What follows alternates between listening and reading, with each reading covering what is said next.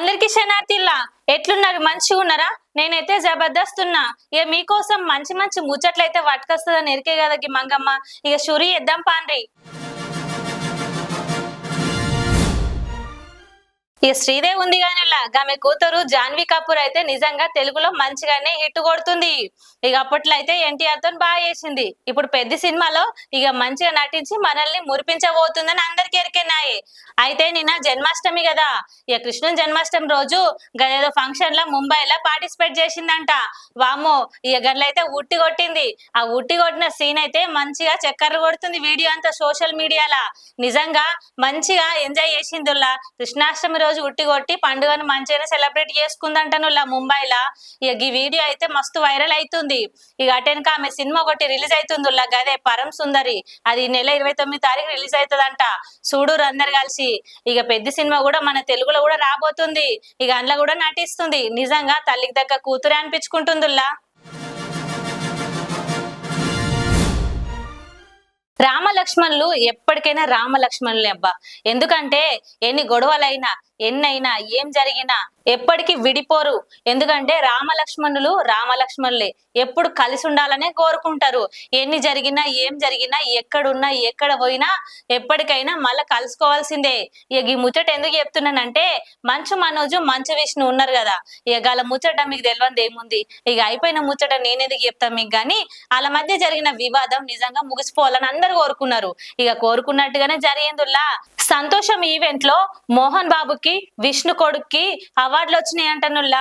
ఇక ఈ విషయం తెలిసినాక నిజంగా సొంత వాళ్ళకి పానం ఆగుతుందా? వెంటనే కంగ్రాట్స్ అని మనోజు ట్వీట్ చేసిండంట సోషల్ మీడియాలో. ఇక వాళ్ళకి రావడం ఉత్తమం అని మంచిగా గొప్పగా రాసుకొచ్చిండంట సోషల్ మీడియాలో.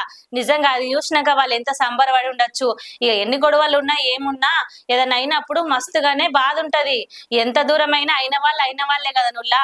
నిజంగా వాళ్ళిద్దరు కలుసుకోవాలని అందరూ కోరుకుంటారు. ఈ మంగమ్మ కూడా కోరుకుంటుంది. ఖచ్చితంగా కలవాలని కోరుకుందాం.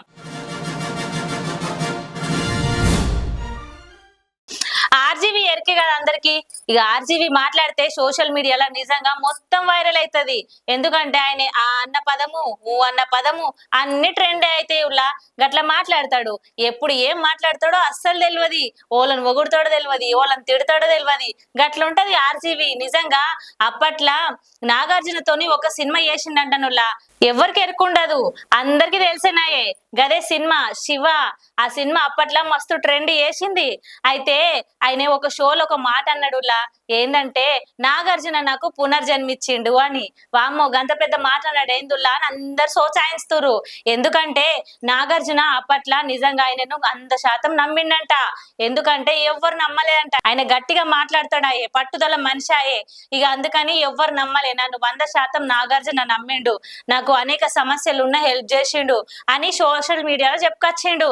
నిజంగా గీ తీరు ఒగిడిండంటే నిజంగా గ్రేటే నువ్వు ఆర్జీవి.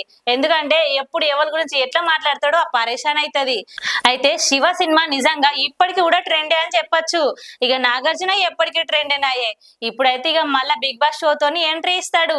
నిజంగా ఆయనే 100 ఏళ్ల వరకు అట్నే ఉంటాడు కావచ్చు. అందరు అదే అనుకుంటారు.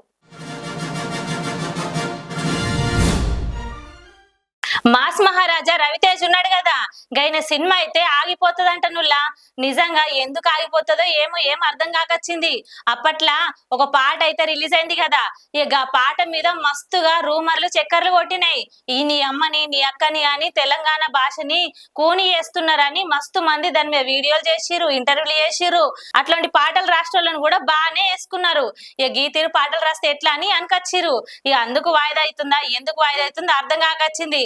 అయితే ఎందుకు వాయిదా అవుతుంది అయితే చూసే వరకు ఏమైందంటే మన సినిమా ఇండస్ట్రీ వాళ్ళు బంద్ ప్రకటించారు కదా, షూటింగ్లు అన్ని బంద్ పెట్టేసిరాయే. ఇక ఏమైందో ఏమో అందుకు సంబంధించి షూటింగ్లు అయితే వాయిదాలు ఉన్నాయి, ధర్నా అవుతుంది కదా, ఈ టైంలో రిలీజ్ చేయొద్దని అందరు అనుకుంటారంట సినీ వర్గాలలో.